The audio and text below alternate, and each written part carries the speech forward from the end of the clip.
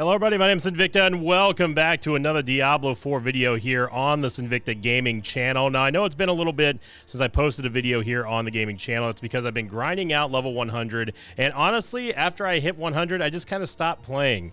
And I'm going to talk about that along with my overall thoughts on Diablo 4 as we get ready for Season 1 and beyond. So first off, before I say anything else, thank you all very much for the support during Diablo 4. I really appreciate each and every one of you who signed up here on the Sinvicta gaming channel, as well as followed the builds, checked out the videos, all that kind of good stuff. It really meant a lot to me, and Diablo 4 is a great game. I still love playing it, but I'm just going to be waiting until Season 1. Like I said, we'll talk about that in a moment. Of course, if you want to see more Diablo 4 content, then make sure you click that like button, leave a comment down below, and of course subscribe if you're not already part of the Sinvicta gaming channel. Now, before I get into my thoughts and overall impressions of Diablo 4, now that I've basically done everything in the game, I wanted to show you my build, tell you the farthest that I've gotten. I'm not going to sit here and lie to you. I have not beaten the Echo of Lilith, and that's kind of going to be going into my transitionary period of talking about the build and going into, you know, a little bit of my just overall thoughts on Diablo 4. So I'm going to go over the build really quickly, and again, you can always pause this video if you need to see what my passives are and everything like that. Still rocking out with the lunging strike, and the combat lunging strike is very good for, of course, building berserking, and you have a lot of gear opportunities to deal more damage or even take less damage while you're berserking. Then I have 9 ranks of HOTA here. I have stopped using Call of the Ancients. I'll talk about that a little bit later, but as you see here, nine ranks of HOTA, and it's just standard all the way. This build is very standard here. I did have to end up taking Iron Skin, of course, because pushing the higher tier Nightmare dungeons, it is pretty much needed. You need to have not only the barrier, but also, of course, the Unstoppable to stop you from getting stunned, to stop you from getting frozen, and basically just one tap before you can even do anything. 8 ranks of Rallying Cry, 12 ranks of Challenging Shout. Most of this is given to me by my gear, of course. Then I also have Enhanced Rallying Cry, Tactical Rallying Cry. Over here you can see my my little bit of healing that I get from Tactical Iron Skin, and then of course we have the Tactical Challenging Shout as well. Going over here we have War Cry, only 1 rank. That's basically all I need it for, to make sure that I'm able to deal a decent amount of damage, but the other points, as you see here, just basic build stuff.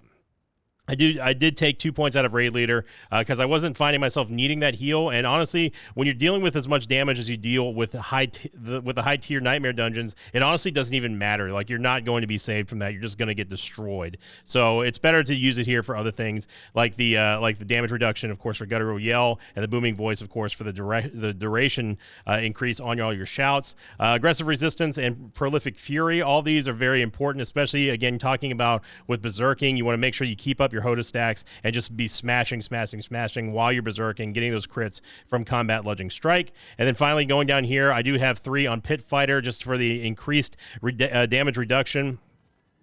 I have counteroffensive here, which is kind of nice. It's just granted to me by 1 piece of gear. And then, as you see here, I have indeed moved on from Call of the Ancients because it's just simply not viable whenever you go into the higher ranks. You really need to have those points for Iron Skin. And again, that's just all about survivability. Heavy-handed, still rocking Wallop as well as Concussion. And then finally, we go on to Unbridled Rage. Now, the Paragon Board is very standard as well. I think that a lot of people, a lot of Barbarians, this is pretty much standard for everyone. And I'm not going to go over each individual pick here, but in case you did skip over the build guide for the skills and came here for the Paragon tree, I'm just going to show you really quickly. I'm going to be running the Territorial Glyph down here, and then taking up both Iron Strength as well as Raw Power. And then the first board that you get is going to be, Weapons Master, which is nice because you have this immediate glyph available to you here with Marshall. That's what I'm going to be running. Iron Strength, Hunter Killer, as well as Raw Power. And then over here, you switch over to Warbringer, which is really weird because you'd think it'd be Warbringer, but it's just Warbinger or Warbinger. It's really weird to say.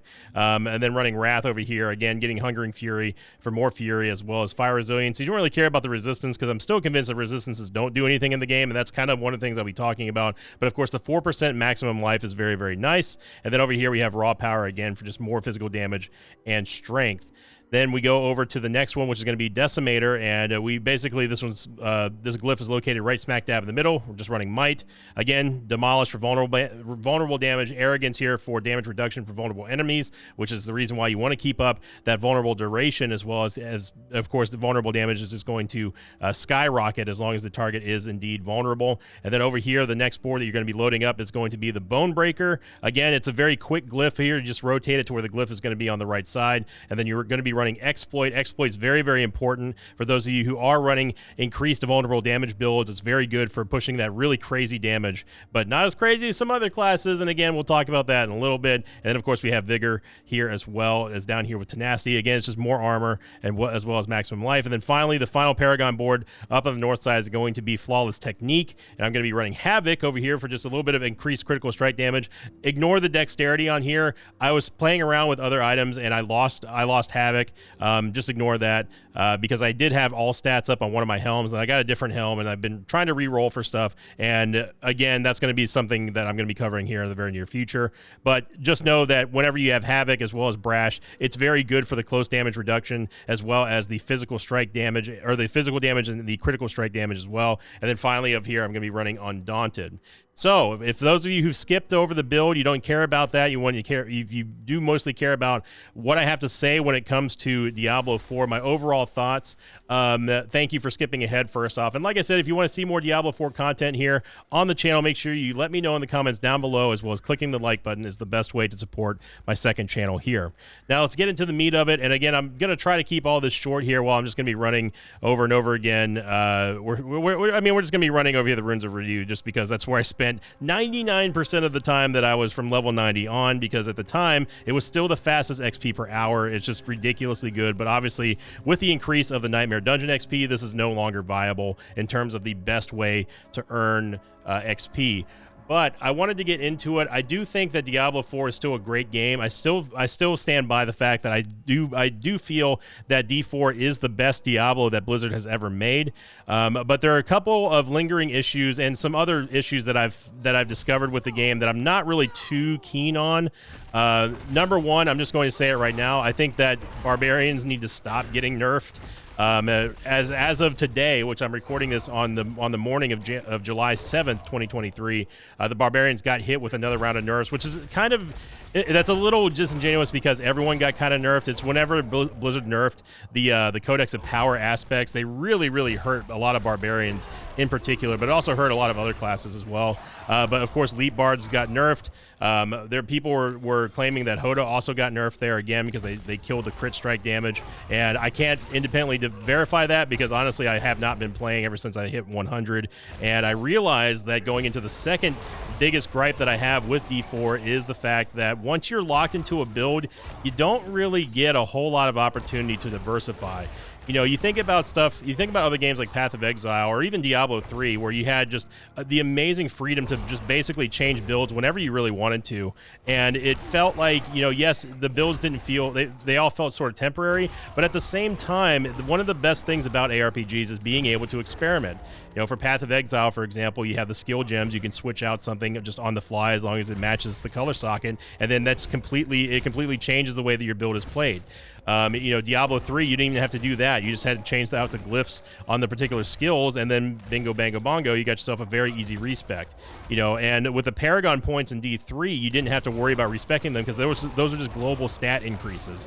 But with the Paragon boards, in a game like Diablo, where, you know, they really wanted to push like diversity in between all of the with all the classes and all the different types of builds, especially with the Paragon board, you would think that we would have loadouts by now. The fact that we don't even have the ability to basically reset our Paragon board for, you know, let's say 1,000,000 gold or something like that is a little bit crazy, because what that does is two things. First off, it limits people's ability to freely and actively switch specs and basically try out new things. You can't really try out new things in Diablo 4. If you want to change, let's say if I was tired of playing HOTA and I wanted to go to Whirlwind, well, there's no easy way for me to do that. I would have to not only switch out all of my gear that has plus Whirlwind on it, but I would also have to completely change my Paragon board.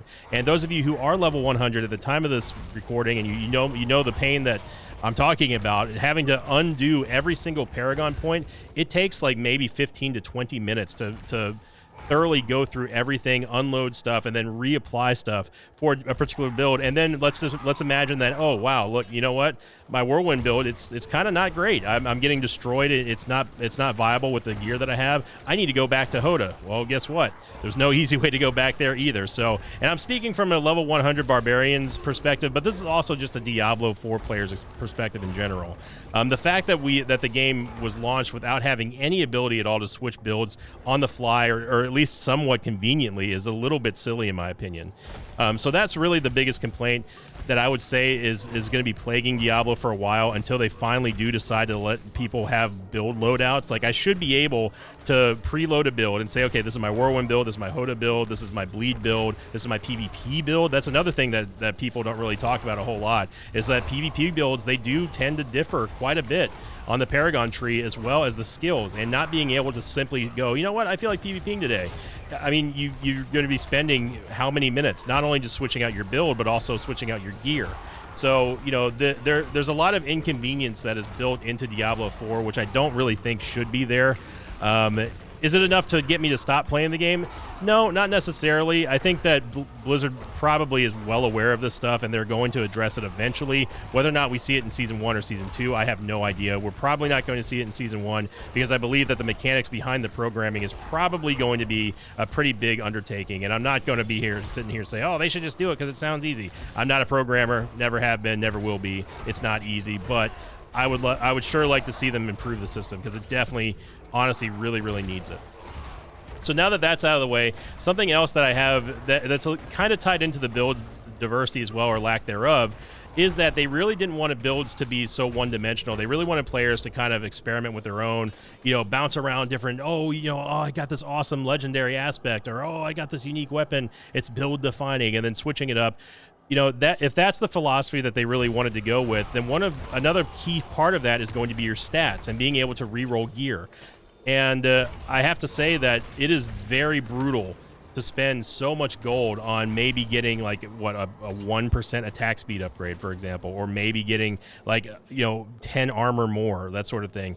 And it doesn't really feel rewarding at the end of the day. You feel like you kind of got like shanked. You feel like you kind of got gypped on the rerolls, and particularly when I'm talking about going to the occultist and rerolling stuff for gear. You know, everyone's got to have that meta gear. You got to have that, the cooldown reduction. You got to have the resource reduction, and that sort of stuff to me is fun to accomplish. But what's not fun is running out of materials and running out of gold to do so. I personally feel that the gold ramps up way too quickly on the cost, like ridiculously quickly. I mean, re-rolling stuff on even base level ancestral legendaries, it goes from like 80,000 to like millions after only 3 or 4 re-rolls. And some people just simply don't have the time to play the game to farm that up. You know, and gold is not easy to come by. I mean, gold is pretty difficult if you're not dedicating your full being in Diablo 4 to farming gold, or to just running Nightmare Dungeons and vendoring stuff. That also takes forever.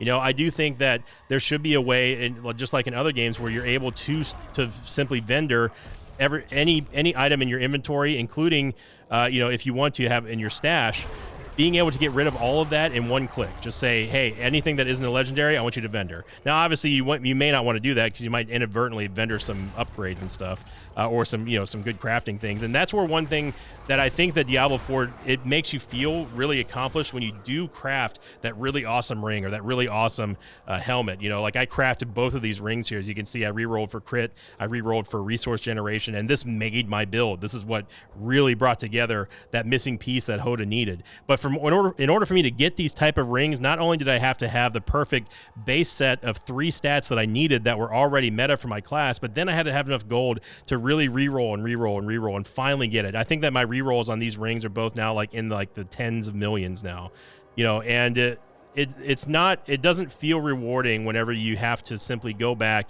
and be like, well, I didn't get the roll I want. I guess this piece of gear is just dead. And that kind of reminds me of something that Path of Exile did in their final season for the Crucible League. One thing that they really kind of goofed on was, in my opinion anyway, was that in that game, one of the mechanics was for the Crucible that every item that dropped, no matter what rarity it was, whether it be a weapon, armor, etc., they each had their own individual randomized skill tree. Now, on paper, that sounds great. That sounds phenomenal. Until you realize that, this really awesome bow that I got, it doesn't really have good talents, and furthermore, it actually is detrimental to my build. So I think that really hurt the league in a lot of ways. And equating that to Diablo 4, I think that it's not a good feeling when you have a good item that you've been building, you've been trying to craft, and there's this targeted, like, I need all stats, or I need dexterity, or I need crit chance on this particular piece, and you sink so much time and so much effort and so much gold into that, and then when you finally don't get it, you have to give up. I mean, like, and that's really not a good feeling in an ARPG to have a piece of gear that's just almost perfect, but you're basically stymied by the fact that, oh, hey, I'm out of gold and I don't have enough time to play anymore. You know, now speaking personally, luckily I'm a nerd and this is what I do for a living. Like, I play games for a living, and even then I still don't feel like farming gold over and over and over again. Like, I do have a point, you know. Of course I would love to throw out some heavy metal and just kind of like chill and you know, and just you know, rock out and get some gold and that sort of thing, but I don't want to do that forever. Like, I actually do kind of want to play the game every now and then, and I think that honestly one thing that will hold Diablo 4 back in a way is the lack of being able to finally tune your gear cheaply and quickly, and combine that with the fact that you cannot quickly respec, you cannot quickly switch your builds and switch out gear. There's no like armory system where I can tap one button and say, oh, this is my super PvP gear, or this is my super whirlwind gear, or something like that. The fact that I can't do that in this game really kind of hurts. It diminishes my want to play the game, if that makes sense. So, but I know that Blizzard, the Diablo 4 team seems to be pretty in tune with most of the complaints that the community has had over the game. I know that a lot of people on my friends list have just straight up stopped playing the game just because they're like, yeah, there's really no reason to play anymore, especially if you're level 100, with season 1, you know, so close to us now, launching on July 20th. Another thing, and this is where I'll probably end the video on, because I don't want to go too long on this, and I don't want people to think that like I'm not enjoying the game. I'm still enjoying the game. I'm just not motivated to play anymore until season 1. I'm still going to be coming back with the content. I'm still going to be coming out with new builds. I'm still maybe going to be playing Barbarian. I haven't gotten there yet. But the final thing I want to say about the class diversity and the class builds and basically the balance is the fact that it does feel like Barbarians have been kind of getting the short end of the stick. Now, I know there's a lot of people in the community out there like, oh, the Barbs are the strongest class and they complain the most, and now they're getting other classes nerfed and that sort of thing. Look, it's all subjective, okay? If you played a Barbarian, you would probably have a little bit of different point of view, and I'm sure if I played a Sorcerer or Necromancer, I probably would also have a very different point of view, but I'd also be destroying the game and probably would have already killed, you know, Echo of Lilith. But that is one thing that kind of like feels bad in a really big way, is going from my Barbarian who, you know, I can't even get past phase 1 in Echo of Lilith, and then going to a Necromancer and basically just destroying her without having like any not even a fraction of the amount of time that it took for me to build up a Barbarian or to get the gear or to fine tune, or all the tens of millions, if not hundreds of millions of gold that I put into this character trying to re-roll stuff, and then watching other classes basically just destroy. I mean, I have a friend who plays Necromancer, and he absolutely owns Lilith. Like, he can beat the Echo of Lilith in like 30 seconds, and I'm like, man, this is insane. And then I look at his stats, and I mean, you're seeing Necromancers out there with like 12,000, 13,000, 14, 16,000 attack power, and I'm like, man, in order for me to get 16,000 attack power, I've got to sacrifice a lot of survivability and in the sake of damage, and then you just get one shot tap popped, and then that is it, game over. You know, Eileen, I don't even know who Eileen is. So, but that's really where I do think that Blizzard is sort of losing some players here, is with the constant tweaking and the constant nerfs. You know, yes, there's always going to be bugs in these games, and yes, it's their job to get the bugs out of there, especially if it's detrimental to the game. But whenever you're talking about something that is fundamentally changing the way that the class is playing, you can't just keep taking, and then offering nothing back. You know, they felt that Whirlwind was too strong, or, you know, or it was bugged, or that sort of thing. Then HOTA was too strong, and then they tried to pass off a crit nerf, which, you know, obviously it's no one knows but Blizzard if that was actually deliberate or not. And then they reverted it, being like, oops, that was a little bit too hard. Trying to say, yeah, it was bugged. Maybe it was, maybe it wasn't. I'm not a conspiracy theorist. You be the judge on that. But it does seem like that, you know, and they inadvertently nerfed the leap quake barbs, the shout barbs. So basically, if you play a Barbarian, you're basically hamstrung into having to play shouts and that sort of thing. And that feels very limiting. And then when they go and nerf the class that you're playing, and then the build that you're playing in particular, and you basically get nothing out of it, it's kind of like, man, this is not fun. You know what I mean? Like, this is not, it's really just not a great feeling whenever you get something taken away from you and you get nothing back. So that's basically it for my overall thoughts on Diablo 4. I still think it's a great game. It's definitely not a perfect game. It's not a real 10-10 out of 10, but it's definitely still a 10-10 experience, especially if you haven't played through the campaign. It's amazing. The voice acting is incredible. Of course, the animations are unbelievable. The combat feels really, really good, really snappy. And, you know, kudos to Blizzard for having such a very, very smooth launch with relatively limited issues on launch day. I mean, it was pretty incredible. I think that everyone would have lost the house on that bet if Blizzard had just released it. There was just an overwhelming amount of bugs and that sort of thing. So I really commend Blizzard on a mostly smooth, successful launch. The game is amazing. The art is incredible. The music is absolutely stunning. And everything about the game is just a lot of fun. But there's still just minor gripes here and there that may turn into bigger gripes. We'll see as we go into Season 1. So, again, I'm going to wrap it up there, everybody. Let me know your thoughts down below. And are you level 100? Are you still playing? Are you waiting for Season 1? Have the nerfs kind of left a sour taste in your mouth? Are you playing a Barbarian and just kind of sick of it? Are you really looking forward to Season 1? You know, are you maybe if they bring more, like an increased stash back, or is that going to bring you back, like the increased stash size or the gem bag, or giving us loadouts? Post your thoughts in the comments down below, everyone. Thank you all very much. And one more time, I will just go over my gear really quickly because I'm just now realizing I didn't show it to you. So feel free to take a screenshot or feel free to pause the video on each individual piece of gear. You can see exactly where I'm prioritizing and where I'm trying to re-roll for. Basically, all these re-rolls that you see on the individual pieces of gear, these are what you want to be aiming for if you don't have it at the base level, okay? Now, my gear is not perfect, admittedly, but it's still pretty dang good. The highest I was able to get was through a Nightmare Dungeon tier 75, and anything beyond that is really, really brutal for the gear that I have, but I was able to get through there. This amulet in particular with the +3 ranks of all defensive skills, you have to play tank. It's something that is just unavoidable in my opinion. So again, thank you all very much for all the support throughout the launch of Diablo 4. And again, I will be bringing you more Diablo 4 content here as we get into Season 1, and I'm looking forward to it. And like I said, post your thoughts down below. I'd love to hear your reaction to all this stuff. And as always, I'll see you all next time. Until then, so long, everybody.